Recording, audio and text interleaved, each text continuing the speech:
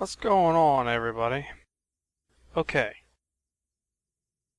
we're going to talk today on a frame build for the Nekros, and I also have a frame build coming up for the Rhino. I was asked to do that.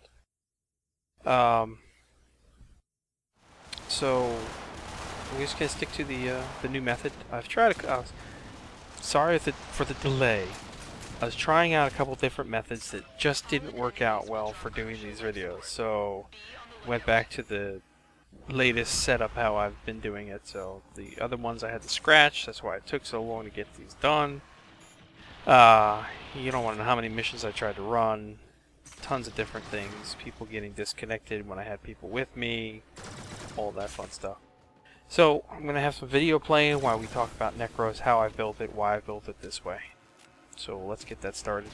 And I apologize, there was, in this video, you probably see a couple times when it lagged, and that's basically when there was way too many enemies on the screen at the same time as myself and the guys in the clan. So, Nekros. Let's talk about Nekros.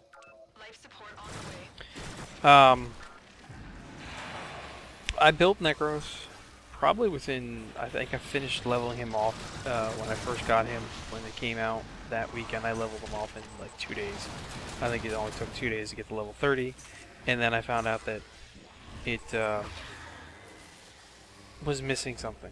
The aura slot was great to not have anything attached to the aura slot as far as polarity, but at the same time you didn't get the extra 7 points that I really wanted for the frame. So I have polarized this frame one time with the Forma, only for the aura slot, and that's it. That's all I needed, as you can see. And so we'll go through it. So I chose Energy Siphon as my aura slot mod, fully maxed out, of course, and then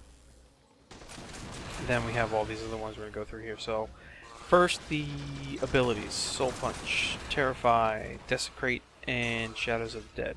All 4 maxed out. And I'll be honest with you, in the beginning when I started doing this, if you go back to the first Nekros videos that I did, I actually couldn't find a purpose for Desecrate at the time. Didn't really like Terrify, and that was more or less because I just didn't know how it all worked out. Okay, much different now. So as far as terms of health and shields, max vigor mod, 120% shield capacity, 120% health, and that's all I'm running for health wise. On top of this shield here, I've got a redirection at 400% shield capacity, which is 1 below max rank. I don't plan on ever going any higher than this for redirection. It's more than enough. It fits well in most of the frame builds that I'm doing when I do this vigor redirection setup, which you will find is actually become more of my standard than before when I used to run redirection, steel fiber, and vitality. You'll see sometimes I change it around a little, but for the most part, yeah, this is vigor and redirection. So with a 520% capacity, essentially, I get 738 shield. At rank 30 without any shield mods on, you're talking 270 shields on Nekros, so not very good. So that's where you need to put it. 120% max health. At rank 30, your max health without any mods is 300, so this adds another 120. So basically 420 health, which is more than enough, as you can see in the video. I don't generally die often, much, ever. It does happen. It happens more when I'm by myself, obviously, and I'm sure everybody that runs by themselves knows that at some point they'll probably die. Okay, so as far as power abilities, I've got 4 sets in here, 4 different things. I'm running Constitution, which is 40% knockdown recovery, 28% power duration. You know by now the Constitution mod, you can pull it from a Nightmare mode. If you can get it, I like this one over Continuity, but if you don't have Constitution, maxed out Continuity at 30% power duration is just as good. If you really wanted to, you could put both together, but on Nekros, I don't see that being something that I want to do. There is a couple frames that I do it that way, but not Nekros. We're going to have Flow maxed out at 150% max power. Nekros, that means my power max is at 300. I've got a stretch mod here maxed out, 45% power range. And finally a focus mod here at 30% power strength. Now, why do I have it this way? Obviously power duration. Power duration is going to affect your Shadows of the Dead, and it's going to affect your Terrify. Okay, perfect for both. Obviously, Terrify is great for when you need to help a buddy out that's gone down. You need to get yourself out of a sticky situation. Hitting Terrify, these guys are going to up and run the other way. Obviously, the better your power range is, better your power duration is, the longer they're going to stay terrified, or the longer your buddies from the Shadows of the Dead, your summons guys, are going to stay out there to help you. Okay. Then we talk about power range. Again, this is really gonna this is gonna affect two mods. It's gonna affect the Terrify and it's gonna affect the Desecrate. Okay, Terrify again. You can pop it early enough, and you're gonna get some of these guys that are farther away from you before they get to you. So some of the higher end AI is coming at you. But you know, the guys that are out there to gun you down from far, far away. Before they even get to you, you can hit this early enough, and they're going to start running the other direction. Desecrate, obviously, power range. Maxed out Desecrate, max power range, you're going to be able to desecrate half a room if you're staring at it. And you see it in the video. You'll see energy, health balls flying everywhere. You'll see O2 balls because I'm on the survival. The O2 sensors will pop out, whatever you call them. Sometimes you'll see mods pop out. Lots of ammo usually on the ground. Sometimes you have to hit Desecrate 2 times, 3 times depending on the enemy for it to actually do something. But for the most times, at a max Desecrate, you can get things to come out in the first try. So that's why I'm running power strength. Power range. Wow. Forgive me, I just finished doing a 4-hour session inside of Warframe with the guys in the clan, so I'm just trying to do this now. And then of course power strength. Power strength is going to be focused on Soul Punch, on Desecrate, and on Shadows of the Dead. I guess you could put it on Terrify too, yeah. So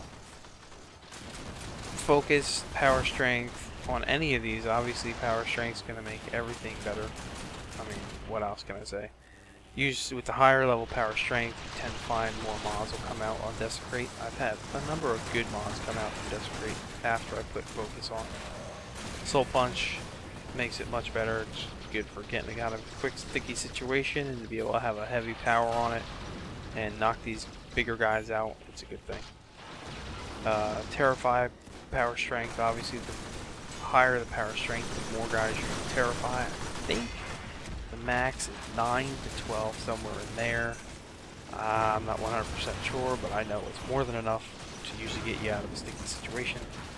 And power strength added on Shadows of Dead, I think gives you 12 guys that come back, if I am correct. 12 to 15, somewhere in there. Shadows of the Dead, by now everybody knows that it picks up the last 12 enemies, we'll say 12 enemies is what we'll stick with. It picks up the last 12 guys you've killed and brings them back to fight on your side. So when you're doing this and you're thinking about it, you want to try and kill some of the higher AI in your mission, so that way when you bring them back, now you've got a better group of guys defending you. So just keep that in mind when you're doing it. And obviously flow the power max. The more power you have, the better off you are. And it works well with Energy Siphon. There are some ways you can change things out. If you wanted to change stretch and put it streamline so you have your power's not as heavily used, you can do that too, but I personally prefer it with stretch. Tried it with streamline, doesn't work well for me. That's just my personal taste. Now Nekros is a great build. You can do some stuff on its own, yes. Perfect for survival. Good in defense missions, mobile defenses, because you're constantly pulling up health balls so everybody stays alive. Sorry, not right now, Saber. So, you know, it's a good one. Higher level maps, though, there's no way you can run Nekros by yourself. He's more of a team support group, to be honest, and that's just the way I feel about it. You can run a survival, you know, like let's say Tower 2 survival like I'm running, you probably get 10 minutes out of it. Maybe 15 if you can really get in a good spot. But generally you're not going to get much farther than that by yourself, which is really not bad anyway, but you're not going to be able to get farther than that by yourself.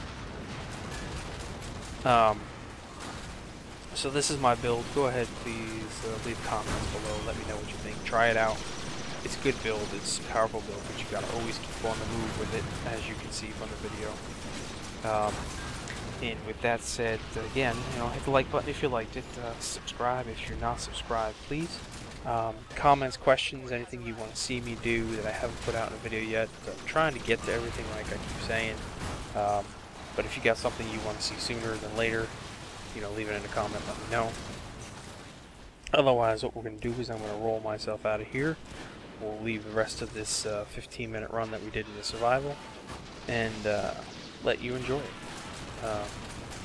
Feel free to hit me up anytime you guys want inside a game. Sorry, Saber, I couldn't. Just trying to make a video right now, so I'll hit you up later and get in a match with you. Alright, guys. Thanks for watching. Appreciate it. Thanks for liking my stuff. And I will catch you guys in the next episode. Stay tuned. The Rhino build will be coming up shortly as well. See you later.